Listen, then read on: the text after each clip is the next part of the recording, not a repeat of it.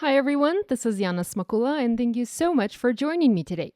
In this video, I am sharing several cards and ideas using Hero Art's May, my monthly hero kit. I did not have any add-ons this month, so I will only feature some of the kit content and some other older products from my stash. This month, a stamp set features a tree that consists of parts and pieces and lets you create your own kind of tree. There is a tree trunk and branches that go on both sides of the tree, along with some smaller additional branches and leaves that can be used to fill in the image and make the tree fuller. There are also little silhouette images of children playing under the tree. There are little girls and boys on swings, a boy on a bicycle, and also a boy and a girl holding a kite. Here I've arranged the tree to show you how big this image is when assembled. So you get a pretty big tree image that fits the entire space of an A2 card and even goes beyond. So if you like making bigger cards, this is a good image for that. I'm thinking that this stamp set can also be used to create a family tree. Since it's rather large, you should be able to have enough room to add little photos of your family members, little tabs with names, that sort of thing. I actually want to do this at some point, and I think that this stamp set can help me create a family tree for my family. Today, I only have cards to share though. Since the branches and the tree trunk are separate, there are many different configurations, so you can assemble your tree any way you like and have as many or as few of the branches as you prefer.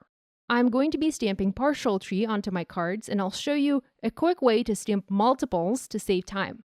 Before I get to the tree stamping, I want to add backgrounds to my cards as I don't want them to be just white. I want there to be something in the background. I thought about creating a scene, a city scene, with lots of skyscrapers in the background and a large tree with the kids' silhouettes in the foreground. To make my backgrounds, I picked the Urban Skyline Background 6x6 Cling Stamp by Hero Arts, and I'm going to stamp it onto white background using light colors of ink. And here I'm using my stamp platform from Tim Holtz to aid me with my stamping. I want to use very light ink colors to make this background not distracting on my card. I'm using Fog ink by Seven Says Stamp. This is very, very pale gray. And I'm also stamping one of the backgrounds using soft brown ink by Hero Arts. And this will be my darkest background of all. Now, this Urban Skyline Cling background is a background stamp from Hero Arts, and it's one of their older stamp sets. I believe it was released earlier this year.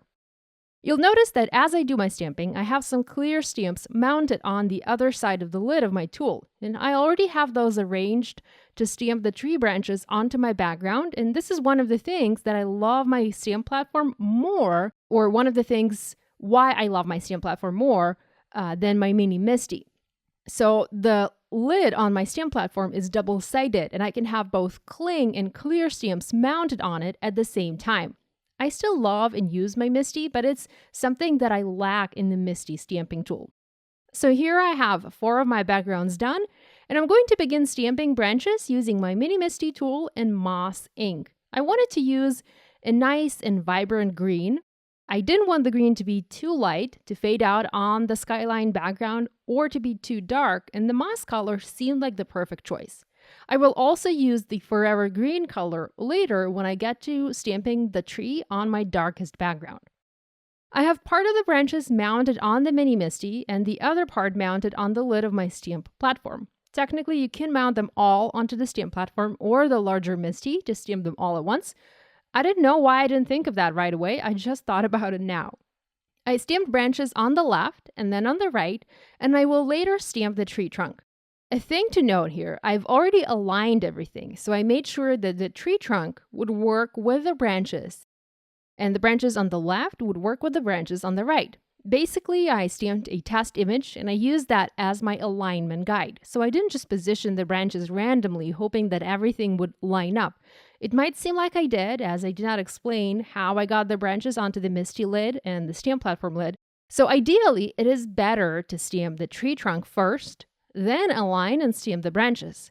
I didn't do that here as I had stamped the tree trunk using my misti when I was doing my test stamping, Then I removed it and positioned my branches and stamped those onto my test paper. And once I got to stamping the actual cards, I didn't really want to remove the branches, as it was just easier to stamp them since I had everything aligned and then stamp the tree trunk in the space that was provided for it. So all of my trees ended up looking exactly the same, but you can easily change them up. I thought about various ways of using this tree image and I had so many ideas in my head. I wish I had time to implement them, but I was filming this video in a hurry as I had to pack for a 2-week work trip. So it was either a quick video or no video at all. So in terms of ideas for stamping the tree, here's what else you can do. You can stamp the tree trunk in brown color and stamp the branches in brown color and ink up the leaves in green. You can also stamp the tree and branches in any light color of ink and next color over it with your markers or pencils for a no-line coloring look. You can also stamp the tree and branches in green and brown and then use your markers or pencils to add in detail to this image. Maybe add some shading to the leaves and to the branches to make them appear dimensional. You can also use less branches for your tree or use more branches and stamp same branches multiple times, maybe using 2 or 3 different shades of green ink to make some branches appear closer and some appear further away. Also, you can use just the branches and not the tree trunk and have them frame whatever it is you have in the center of the card. So just stamp the branches around the perimeter of the panel, so off the edge, and reserve the center of the panel for a sentiment or another image and a sentiment. To make the tree less tall, you can mask part of the tree trunk and stamp it so that it's not as tall as it is in the stamp set. And again, just use less branches to make it into a smaller tree. Seriously, guys, there's loads of ideas, but hardly enough time to execute them all. I've moved on to stamping the children's silhouette images, and I'm just using black ink here to make it quick and easy. There are also images of animals in this stamp set. There's a squirrel, a dog, and a cat. The squirrel and a cat can sit on the tree or under the tree, and the dog can sit under the tree or next to the kids. You also have a little butterfly silhouette that you can add as if it is fluttering in the tree branches, and I will add it to one of my cards. For the kids on the swing, you can attach the swing to the second branch from the bottom, so not necessarily to the first branch if the image doesn't fit. That's what I did on some of my cards. Or you can raise the bottom branch much higher to fit the swing image completely. There are also images of an apple and a pear, so you can easily make this into a fall card and have a harvest tree with beautiful yellow and red apples and some really nice golden pears. So the tree is just a base. Think of all the little things that you can do to that base to make it different every time. I wanted to add flowers to my tree, and I actually looked through my stash in search of a small flower image that I could stamp, cut out, and foam mount onto the tree. But later, I decided to use my Nuvo drops instead and just add colorful drops to the branches to imitate flowers. I first trimmed my panels to about 4 by 5¼ inches as I didn't want to have to later trim them with the Nuvo drops on them, because if you cut through the Nuvo drops, it actually is rather hard to cut through them. I used several colors of drops from my stash, and here I'm using mustard yellow. And at first, I thought about adding just one color of Nuvo drops to each card, so make one card yellow, one card pink, and one white, but later decided to add several color drops to each. So maybe one color, but different shades and different sizes too, to make it, a bit more interesting. It is a good idea to let your drops dry when you want to switch to the next color, as these tend to bleed one into another, and I did get some bleeding on my cards. It wasn't a huge deal, so I left it as is. But if you can, set them aside to dry for maybe at least an hour before you move on to the next color, and especially if you plan to place the drops super close one to another. I also used green Nuvo drops, the color is green apple, and I added leaves onto my soft brown background card. Here I started with the dots, just like I did before, but later I used the pokey tool for my tool-in-one from Spellbinders, and I added the shape of each dot to make it like a leaf and not like a dot. I really like the way it turned out. These light green leaves helped me to lighten up the card, and it wasn't looking so dark anymore. So this is a neat trick to do. Just use something sharp to be able to pull the dot into a leaf shape. Here is a close-up of those leaves. They've had about a day to dry, so they are nice and hard now. And by the way, you can always pre-make those dots and just adhere them onto your project later if you do not feel comfortable adding them onto the card right away. I have a friend who pre-makes all of her drops just like that, and she just adheres them in place onto her cards when they're dry. So that's absolutely okay to do if you feel more comfortable making them, pre-making them on another piece of paper. Go ahead and do that. And I do that from time to time. I stamped sentiments directly onto the backgrounds using black ink, and I adhered my panels onto A2 white side-folding card bases. My sentiments came from the kit, and there are several great messages to choose from. Now, with the Hero Arts kits, you don't have to be a subscriber to purchase a kit. Of course, you can subscribe and receive a kit automatically each month, and that's a great way to make sure you do not miss a single kit, as these tend to sell out rather quickly. But if you are not into the whole subscription thing, you can buy their kits individually.